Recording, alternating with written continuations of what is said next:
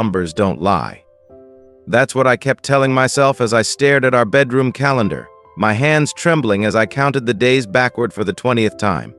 Sarah's business trip to Singapore February 3rd to 17th. Her first morning sickness April 21st. The ultrasound dating her pregnancy 6 weeks along by then. I'm not a doctor, but I know enough about biology to understand that something wasn't adding up. And now, 3 weeks into my self-imposed silence, I realize there's more to betrayal than just broken vows. The day Sarah told me she was pregnant, I was on top of the world. We'd been trying for 2 years, weathering the storm of negative tests and dashed hopes month after month. I still remember how she emerged from the bathroom that morning, her eyes wide with disbelief and joy, holding that plastic stick like it was made of gold. I spun her around in our kitchen, both of us laughing, tears streaming down our faces. God, I was such a fool. It wasn't until later that evening, as I was updating our shared calendar with her first prenatal appointment, that the first crack appeared in my perfect world. I noticed her Singapore trip dates while scrolling through February, and something made me pause. A small voice in my head started doing the math, and once it started, I couldn't make it stop. If she was 6 weeks pregnant in late April, conception would have been in early March. But in early March, we were apart. She was halfway across the world, in a hotel room I'd never see, in a city I'd never visited, surrounded by people I'd never met. The next few days were a blur of obsessive calculations and secret Google searches. I checked and rechecked conception calculators, read medical websites about pregnancy dating, and drove myself crazy trying to find some mathematical error that would make everything okay. But the numbers remained stubborn, unmovable, like tombstones marking the death of my trust. I couldn't confront her. Not yet. Maybe not ever. Instead, I began to pull away, crafting an elaborate dance of avoidance that would have been impressive if it weren't so heartbreaking. I volunteered for late shifts at the architectural firm where I worked. I started sleeping in the guest room, claiming my back was acting up. I kept conversations brief and superficial, always finding reasons to be elsewhere when she tried to discuss the pregnancy. Sarah noticed, of course. How could she not? The woman I'd been married to for 5 years, who could read my moods like weather patterns, who knew every line of my face, she saw the change in me. At first, she tried to bridge the growing gap between us. She'd leave little notes in my laptop bag, cook my favorite meals, try to engage me in conversations about baby names and nursery colors. But I couldn't bear to participate in planning for a future built on lies. The text messages started 2 weeks into my retreat. James, please talk to me, what's wrong, I miss you. I read each one multiple times but never responded. Each message was like a knife twisting in my gut, because beneath her words I could hear the unasked question, do you know? Then came the voicemails, each one more desperate than the last. James, you're scaring me, whatever it is. We can work through it, please don't throw away what we have. I saved every one but couldn't bring myself to listen to them more than once. Her voice, thick with tears and fear, threatened to break my resolve. It was her brother Marcus who finally forced the issue. He showed up at my office one rainy Tuesday afternoon, his usual easygoing demeanor replaced by something harder, more urgent. I tried to wave him off with excuses about deadlines, but he planted himself in front of my desk and crossed his arms. You need to come home, he said, his voice leaving no room for argument. Whatever's going on with you, this isn't the way to handle it. She's pregnant, for God's sake. Do you have any idea what this stress could do to the baby? The baby. Those words hit me like a physical blow. In all my pain and anger, I'd been thinking of the pregnancy only as evidence of betrayal, not as a developing life. A life that, regardless of its conception, was innocent in all this. The realization made me feel slightly sick. Marcus, there are things you don't understand, I managed to say.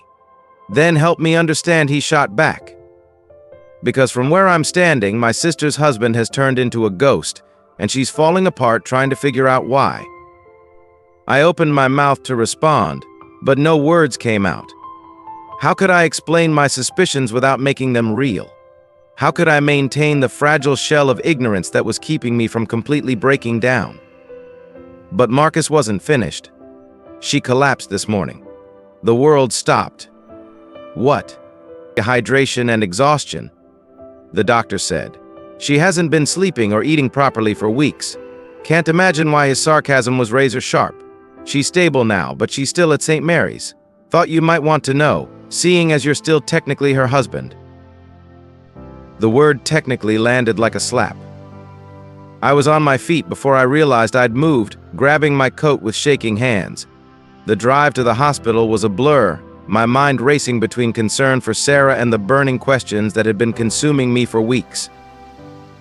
I found her in a private room on the 3rd floor. She was asleep when I entered, looking small and pale against the white hospital sheets. An IV dripped steadily beside her bed, and a fetal heart monitor beeped with reassuring regularity. The sound made something twist inside my chest. I sat in the chair beside her bed, watching the gentle rise and fall of her chest. How many nights had I watched her sleep over the years, marveling at how lucky I was. Now, each breath seemed to carry the weight of unspoken secrets. Her eyes fluttered open after a few minutes, focusing slowly on my face. For a long moment, neither of us spoke. Then her hand moved toward mine, hesitant, questioning. I surprised myself by taking it. "I thought you weren't coming back," she whispered, her voice rough with sleep and tears. I swallowed hard. I had to. Why did you leave in the first place? The question hung in the air between us, heavy with all the things we hadn't been saying. I looked down at our joined hands, then at the subtle curve of her stomach visible beneath the hospital gown. The words I'd been holding back for weeks finally broke free.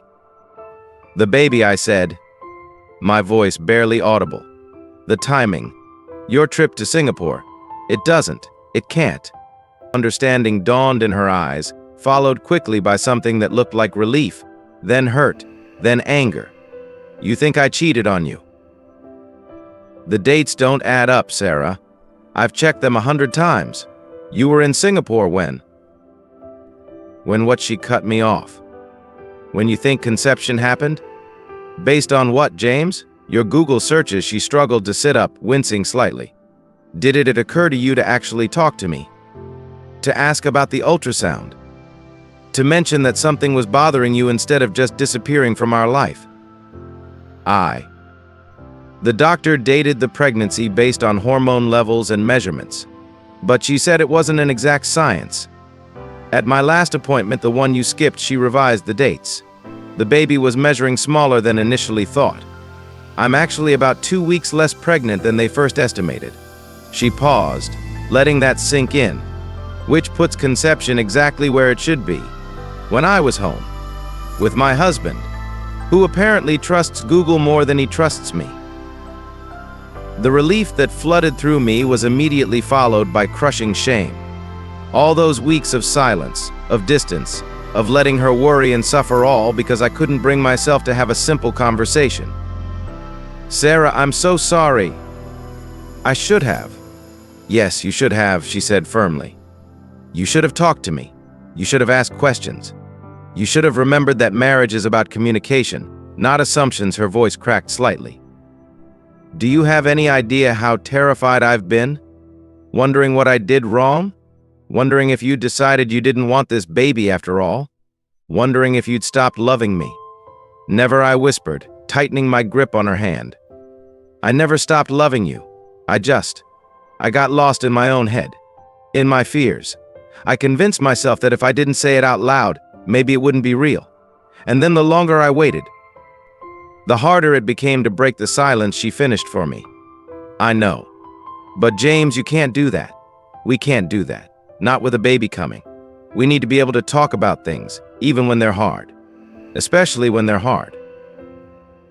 I nodded, feeling tears start to fall. "I'm sorry," I said again, knowing the words were inadequate but not knowing what else to say. She tugged on my hand, pulling me closer until I was perched on the edge of her bed. "Promise me," she said, her eyes intense. "Promise me you'll never shut me out like that again. Promise me that next time you're worried about something, you'll come to me first, not last." "I promise," I whispered, and I meant it with every fiber of my being. She leaned forward until her forehead rested against mine. We stayed like that for a long moment, breathing together, letting the beep of the heart monitor remind us of what really mattered. Finally, she pulled back slightly. Want to hear something funny? What? The day I collapsed? I was on my way to confront you. I'd finally had enough of the silence and was coming to your office to demand answers. Guess the stress of planning my big confrontation scene got to me. Despite everything, I found myself chuckling. It was such a Sarah thing to do, planning a confrontation like she planned everything else in her life, methodically and thoroughly. I'm glad Marcus beat you to it, I said softly. Me too, she squeezed my hand. Although he's probably going to punch you the next time he sees you. I probably deserve it. Probably, she agreed. Then her expression softened. But first, would you like to see something? She reached for her purse on the bedside table and pulled out a small envelope. Inside was an ultrasound picture, clearly more recent than the last one I'd seen. The image was clearer, the shape more distinctly human. Meet your daughter, Sarah said quietly. She's due January 15th, and she's going to need her daddy to be present. Really present. I traced the outline of the tiny figure with a trembling finger, remembering all the dreams and plans I'd put on hold during my weeks of self-imposed exile. She'll have me, I promised. You both will, every day. No more running, no more silence. Sarah smiled, and for the first time in weeks, I felt like I could breathe properly again. The calendar that had haunted me now seemed like such a small thing compared to what really mattered: trust, communication, forgiveness, and love. Always love. Now, Sarah said, patting the space beside her on the bed. Tell me what you think about the name Isabella. I climbed up next to her, carefully arranging myself around the monitoring equipment, and pulled her close. We had a lot of catching up to do, a lot of healing ahead of us. But, as I held my wife and thought about our daughter, our January girl, I knew we'd be okay. Because sometimes the biggest betrayals aren't the ones we fear from others, but the ones we commit against ourselves when we let fear overcome faith, when we let silence drown out love. I'd learned that lesson the hard way. But I'd also learned that it's never too late to break the silence, to rebuild trust, to choose love over fear. And that's a lesson worth every painful step of the journey.